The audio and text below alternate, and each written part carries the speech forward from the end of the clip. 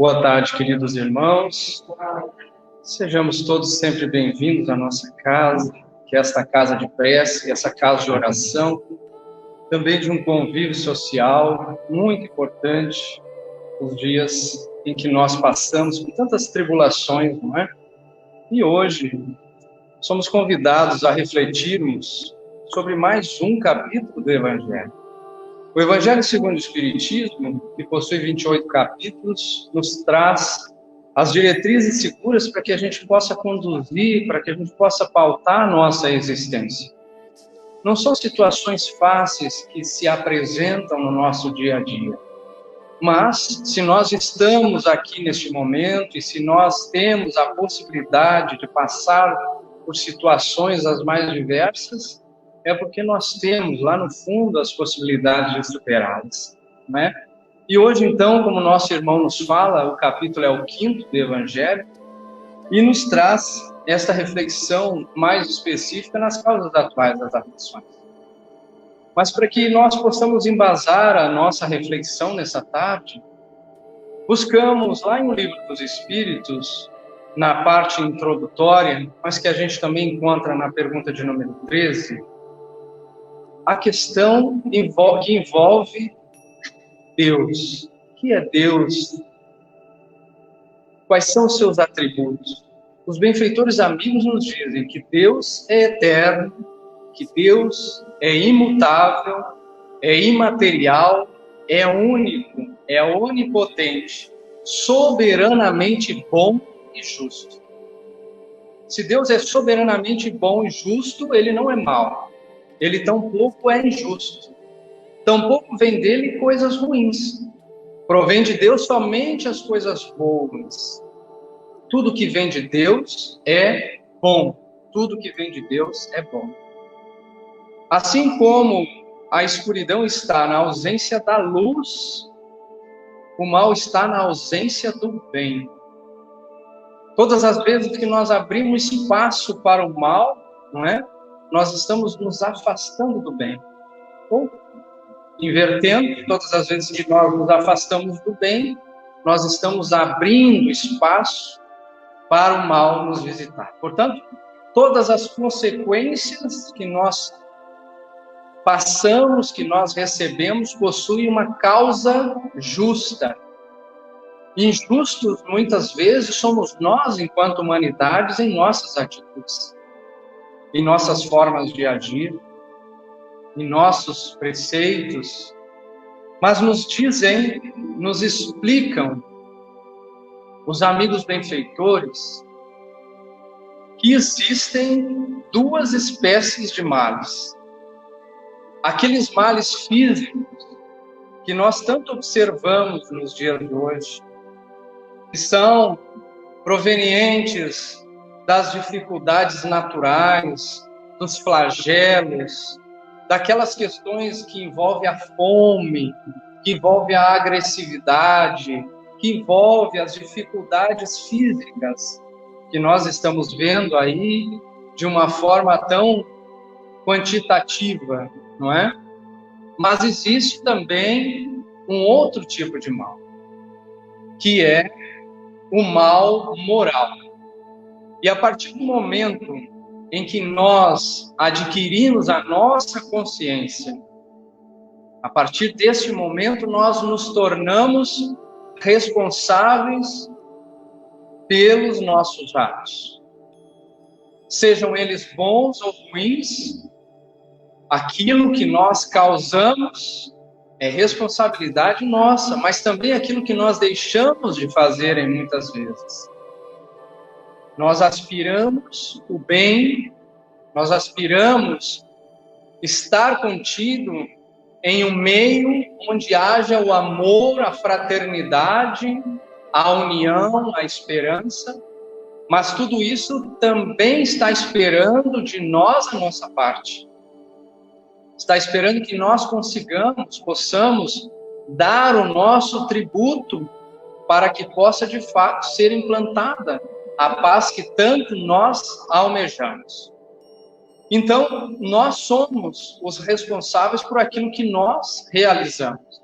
E por que a dor moral dói tanto? Se a dor física nos traz dor de fato, a dor moral por vezes nos traz sofrimento. Por que será? Porque a nossa própria consciência é quem nos cobra. Nos diz do Livro dos Espíritos que é na nossa consciência que estão inscritas as leis de Deus. Quantos de nós talvez já nos tenhamos deparado por situações que nós já tínhamos considerado como superadas? E quando nós reincidimos naquela questão, não poucas vezes nós mesmos nos questionamos. Eu sabia que eu não devia ter feito aquilo. Ou, ao contrário, eu sabia que eu tinha que ter feito aquilo e eu não fiz. Ou deixei de fazer tal coisa, ou fiz algo que eu tinha certeza que ia dar errado. Aí a nossa consciência vem e nos lembra dessas situações. Então, o grande julgador, o grande juiz que nós temos é a nossa própria consciência. Porque todas as vezes que nos desvirtuamos da lei de Deus, não é? Nós estamos transgredindo-a. E a nossa consciência está atenta a isso. E nos faz lembrar, nesses momentos, daquilo que nós, naquela situação, acabamos por realizar. Mas também nos dizem os benfeitores, amigos, que existem duas causas das nossas aflições. Que existem, basicamente, duas causas das nossas aflições. Nós, espíritas, sabemos que temos muitas encarnações, muitas reencarnações, na verdade. E procedemos de várias experiências, e muitas dessas personificações do nosso espírito. Porque vida nós temos uma, mas personificação, reencarnações, nós tivemos várias, e teremos tantas quantas mais forem necessárias para que nós consigamos atingir a perfeição. Não aquela perfeição de Deus. A perfeição de Deus é única, mas aquela perfeição relativa em que todos nós estamos fadados a um dia ocupar essa posição de espírito relativamente perfeito. Mas então, existem duas causas dessas aflições. Aquelas que foram originadas em outras vidas, em que nós nos equivocamos de variadas formas, e que agora nós somos convidados a repensarmos aquelas situações. Agora, então, nos vêm as oportunidades de nós superarmos aquelas dificuldades causadas em outras existências corpóreas. Mas existe uma causa que não tem esta relação direta com as nossas reencarnações, que são aquelas causadas nesta encarnação, neste momento, nesta vida atual, e que não tinha nenhuma razão de existir nesse momento, não é? Mas o título do capítulo que nós trazemos para reflexão nesta tarde é Bem-aventurados os aflitos. E aí nós nos perguntamos, será que todo o aflito ele é um bem-aventurado? O bem-aventurado é aquele, aventurado, né, vem de ventura, é aquele espírito feliz, né, aquela pessoa feliz, bem-aventurado. Será que todo aflito pode ser considerado um bem-aventurado? E essa é uma pergunta que nós vamos refletindo na sua resposta ao longo das nossas reflexões. Todo sofrimento que nos chega, ele vem também para se evitar uma dor ainda maior. Então ele vem em visita por algum motivo. Mas já basta as dificuldades que nós muitas das vezes, escolhemos para passar nesta encarnação. Nós, enquanto espíritos na erraticidade, muitos de nós, tivemos a oportunidade de escolher situações que nos fossem possíveis de passar nesta encarnação, para que pudéssemos, então, nos reharmonizarmos naquele ponto em que, em algum momento, nós nos desarmonizamos com as leis de Deus. Não é? Então, já basta essas dificuldades, mas, por vezes, nós queremos potencializar ainda mais estas dificuldades. Não é?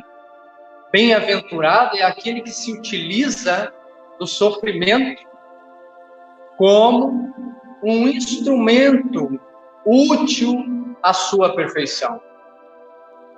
Mas a gente sabe que não é uma questão fácil, mas também não é uma questão impossível de ser realizada.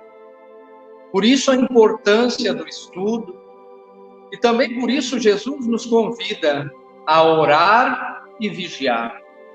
E quando nós caímos em invigilância, aí a gente volta a esse exemplo anterior que trazíamos, daquelas situações que nós considerávamos superadas, e por uma invigilância, eu acabo incorrendo novamente naquela situação. Não é? E nesses tempos, quando falamos de aflições, nesses tempos de tantas convulsões, de tantos desequilíbrios, de tanta embriaguez dos nossos sentidos e da própria ética, não é? Nós nos perguntamos se as causas dos sofrimentos que nos chegam são causas justas.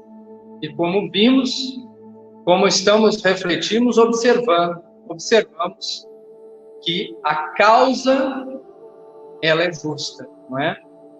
Mas, por vezes, nós observamos no outro as nossas dificuldades, e para nós se torna mais fácil colocar a responsabilidade no outro, e até mesmo em Deus, do que nos darmos contas de que aquilo que nós estamos passando é algo que foi ocasionado por nós em algum momento da nossa existência.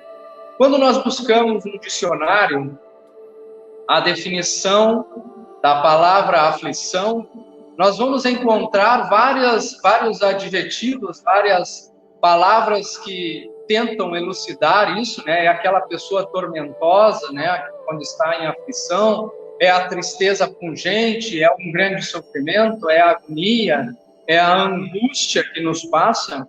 Mas quando nós buscamos este entendimento à luz da doutrina espírita, nós vamos encontrar que as aflições são oportunidades de reajustamento frente às leis naturais ou à lei de Deus. São oportunidades de reajustamento perante a lei de Deus. E as nossas aflições, elas perdem força quando nós conseguimos atingir um nível de entendimento das suas causas. Santo Agostinho sempre nos convida a refletirmos ao menos uma vez ao dia, preferencialmente ao fim do dia, fazendo um balancete daquilo que nós conseguimos conduzir de forma correta e daquelas questões que nós nos demos conta de que foram situações que nós causamos dificuldade. Mas não para que isso nos haja como reflexo para a nossa culpa, não, para o nosso conhecimento, para a nossa reflexão, para que nós possamos compreender mais um passo de como eu devo me comportar para superar as adversidades, não é? Neste capítulo, os benfeitores amigos nos ajudam nesta compreensão quando nos dizem a seguinte narrativa. Diz o benfeitor amigo: Interroguem friamente suas consciências, todos os que são feridos no seu coração pelas vicissitudes, as alternâncias e as decepções da vida.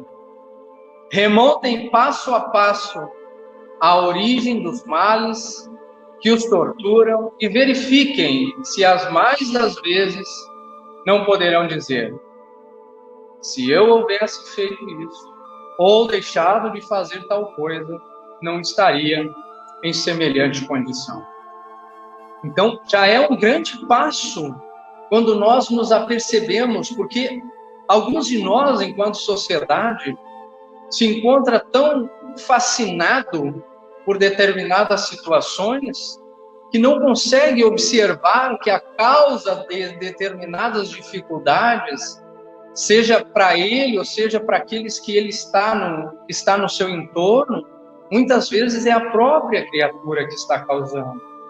Mas a fascinação do orgulho, da vaidade, por vezes nos traz essa cegueira e nós não conseguimos enxergar isso.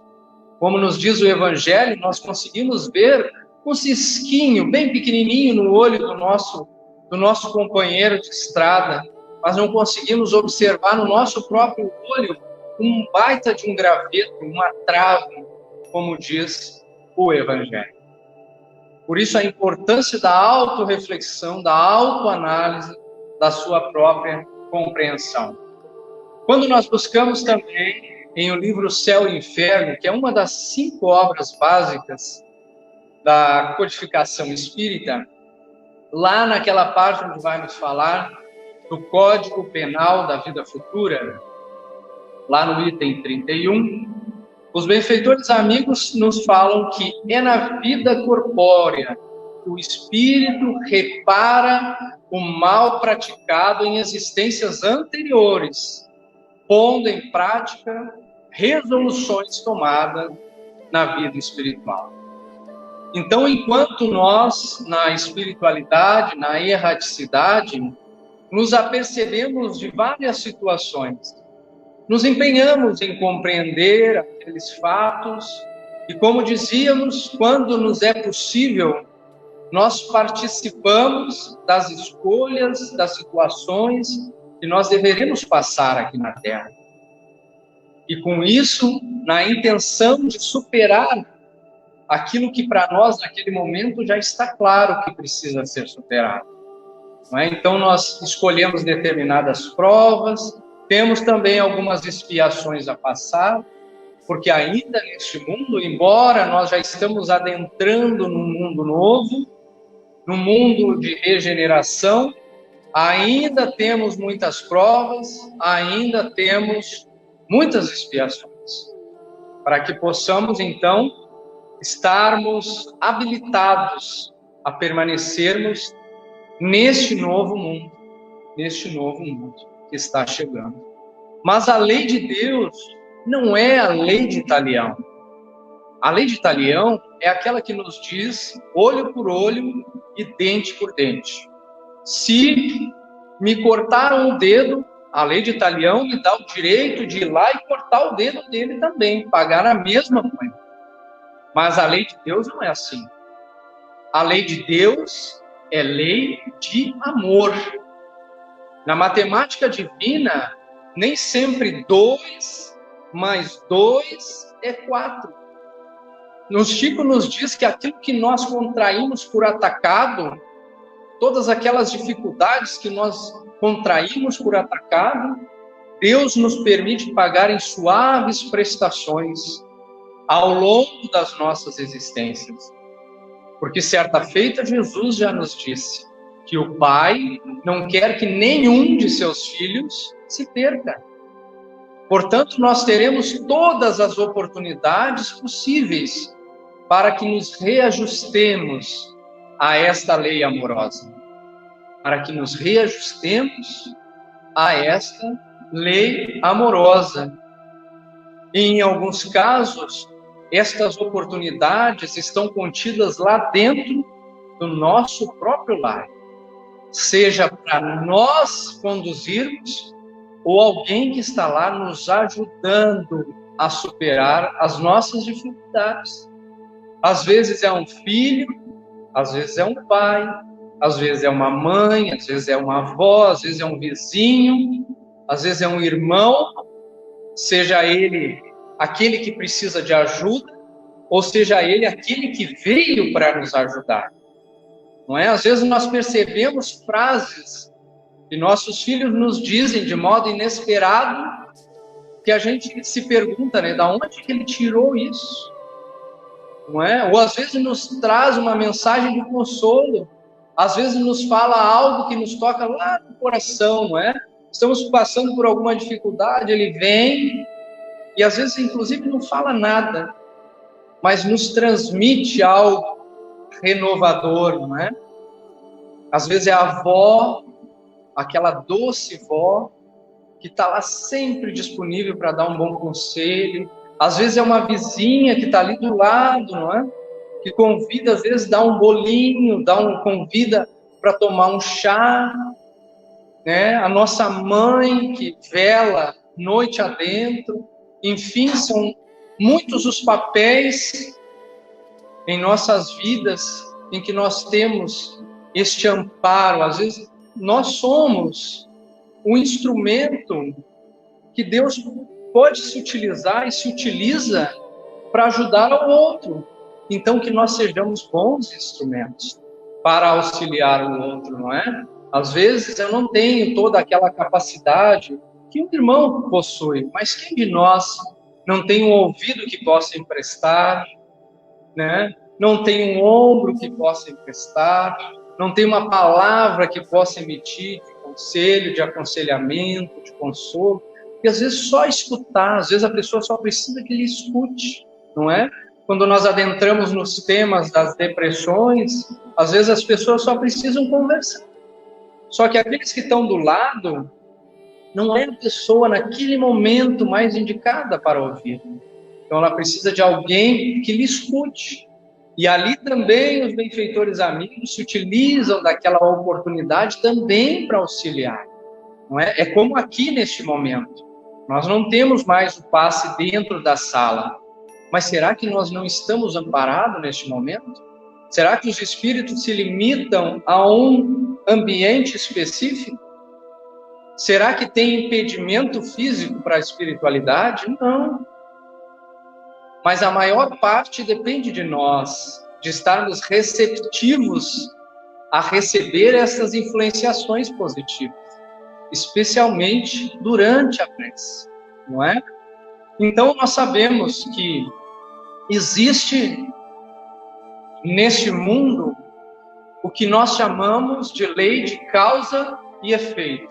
Onde está a causa, a origem das nossas lutas? Nas nossas escolhas. Nas nossas escolhas. No uso do nosso livre-arbítrio de forma equivocada, não é? Se nós sofremos, em algum momento nós transgredimos as leis naturais. Se eu sofro, é por ter agido sob atos imorais. Mesmo aqueles que ninguém está vendo, eu vou fazer tal coisa porque ninguém está vendo. A tua consciência está contigo. Então nós estamos vendo, nós estamos sabendo, e isso basta. E isso basta, não é? Portanto, não há prêmios, não há punições na lei divina. Há responsabilidade, há consequências, não é? Há reações de situações de ontem e também de situações de agora, que é o nosso tema principal. No livro Ação e Reação, do autor espiritual André Luiz, sob a mediunidade de Chico Xavier, ele nos traz uma elucidação deste mecanismo de reajuste das nossas faltas, que seguem mais ou menos essa ordem. Quando nos equivocamos frente às leis divinas, nós sofremos o desgaste das nossas forças físicas. Como consequência, somos visitados pelas enfermidades, não é? Vem a doença, por vezes vem acompanhada a revolta pelo sofrimento, não é? Vem aquela dificuldade. Então vem a bênção do tempo, para uns mais, para outros menos, que nos possibilita a resignação frente àquela situação. Quando resignado, então, aceitamos a situação. E uma vez que nós aceitamos, então, a situação, nós queremos saber por quê. Nós vamos buscar o conhecimento do que foi que causou aquilo e qual é a maneira correta de agir, então. Vem o arrependimento. Quando vem o arrependimento, então, nós nos damos conta de que nós estávamos equivocados. Então, eu busco o quê? O reajuste. Então, eu quero me reajustar com a lei de Deus. E a importância do auto-perdão. Porque, algumas vezes, quando nos deparamos com as nossas próprias falhas, nós trazemos para o nosso lado a culpa. E a culpa, então, vem nos martelar todos os dias, naquilo que nós sabemos que cometemos um erro, mas ela fica ali, nos martelando e inibindo a nossa ação. De uma forma, não poucas vezes, destrutiva da nossa caminhada. A culpa vem, então, e nos engessa. Não é isso que os benfeitores nos recomendam, não é? Em certa feita, asseverou-nos Jesus: muito lhe foi perdoado, porque muito amou, mas a quem pouco se perdoa, é porque pouco ama. Vou repetir. Muito lhe foi perdoado, porque muito amou, mas a quem pouco se ama, é porque pouco ama. E em outro momento ele diz que o amor cobre uma multidão de pecados. Então Jesus não quis dizer, não é, que muito foi perdoado. Aliás, Jesus disse, muito foi perdoado quem muito amou. Ele não disse, muito foi perdoado quem muito estava aflito ou quem muito sofreu. Não, quem muito perdoou, não é? Quem muito amou. Então, aqui nós nos deparamos com aquela falsa crença da autopunição. Da autopunição, né? O espírito de Hamed nos ajuda a compreender isso quando nos diz assim: o sofrimento nos serve de transporte de almas, de retorno ao amor. O sofrimento nos serve de transporte de alma, de retorno ao amor. Ora, se estamos de retorno ao amor, é que porque do amor nós saímos. E nós falávamos há pouco que o que é a lei de Deus? É uma lei de amor. Portanto, nós em algum momento nos desviamos desse roteiro amoroso. Então vem o sofrimento e nos faz esse convite para nós retornarmos ao amor. Então essa é a reflexão principal, retorno ao amor, não é? Porque quando nós insistimos na teimosia de determinadas situações, nós desperdiçamos energias valiosíssimas na nossa vida. E não poucas vezes, então, estamos candidatos a suicídios indiretos, inconscientes, por conta de determinadas situações, não é? Pela imprevidência, pelo orgulho, pela ambição, e por uma das principais causas das nossas aflições hoje, que é o nosso temperamento. Parafraseando Raul Teixeira, algumas pessoas se dizem, eu tenho pavio curto, mas outras nem pavio mais têm. Existem outras ainda que nos dizem assim, eu sou uma pessoa boa, mas não pisa no meu calo. Existem outras ainda que dizem, eu dou um boi para não entrar na briga, mas uma boiada para não sair. Mas então, não é o nosso temperamento que está atuando nessa situação? Não é? E isso nos traz a possibilidade de incorrer ainda mais em situações que não eram necessárias neste momento, mas que foi uma busca nossa quando atuamos dessa forma. Outra questão também muito significativa é a pressa. A pressa em passar notícias ruins, não é? A pressa em ultrapassar o outro, a pressa em satisfazer o seu apetite, não só o apetite de alimentação física, várias formas de apetite. Essa pressa, dessa busca apressada e às vezes frenética que nos causa tantas dificuldades.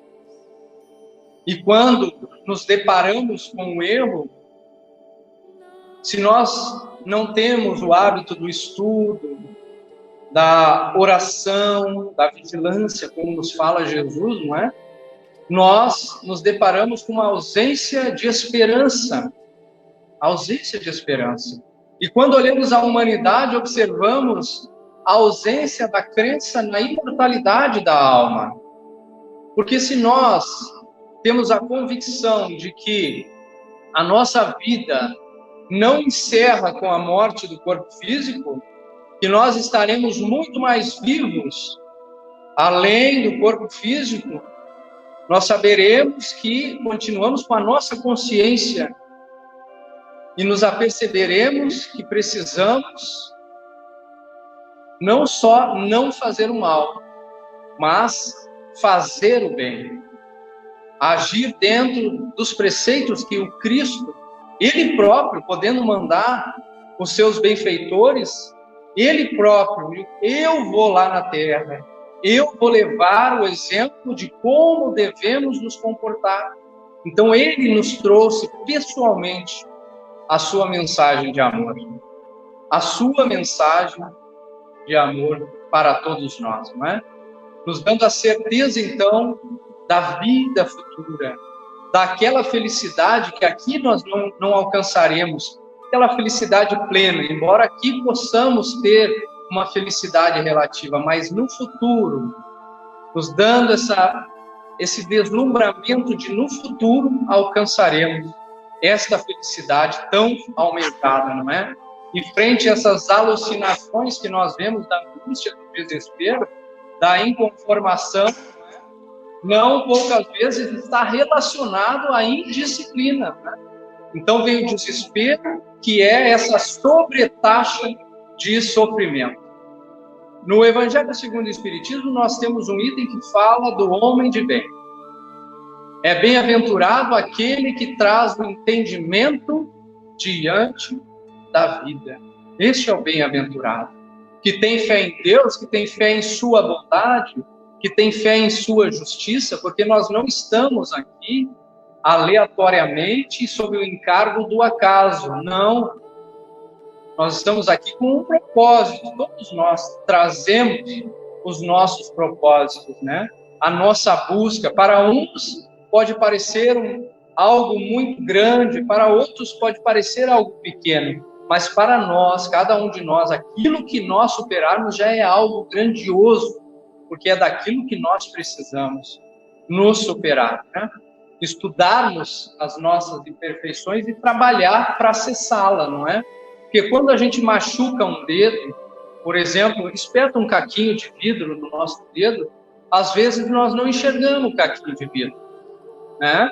Às vezes nós sabemos que dói e ele continua doendo enquanto nós não tirarmos, mas ele está ali.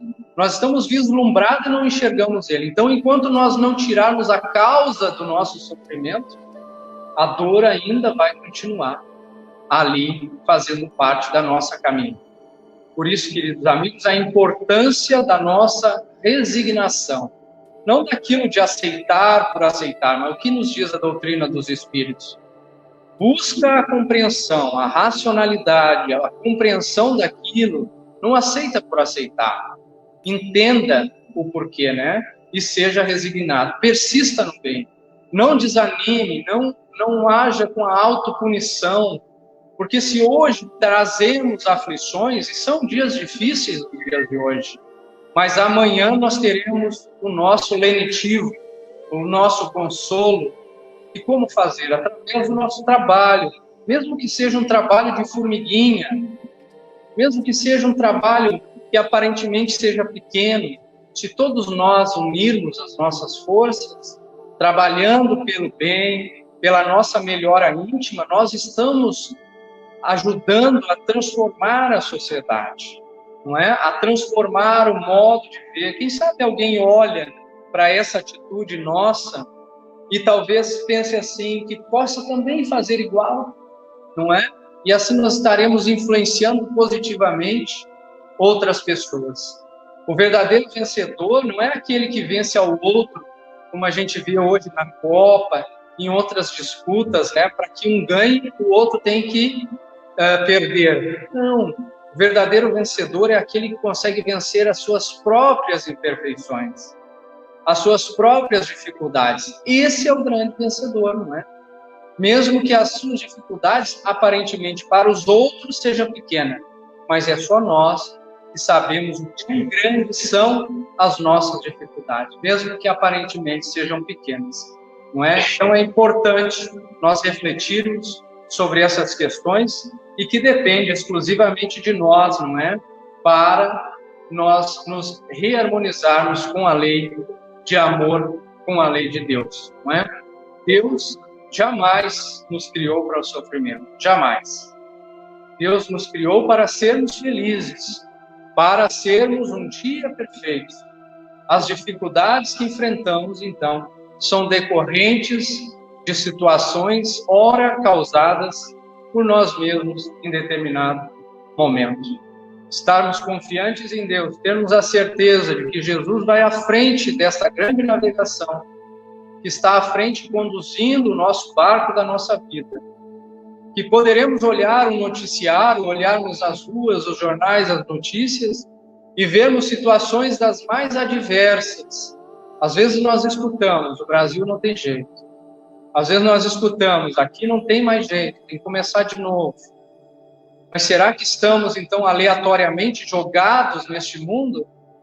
Será que Jesus criou tantas belezas, tantas oportunidades para, de repente, então, encerrar a existência simplesmente porque nós estamos equivocados?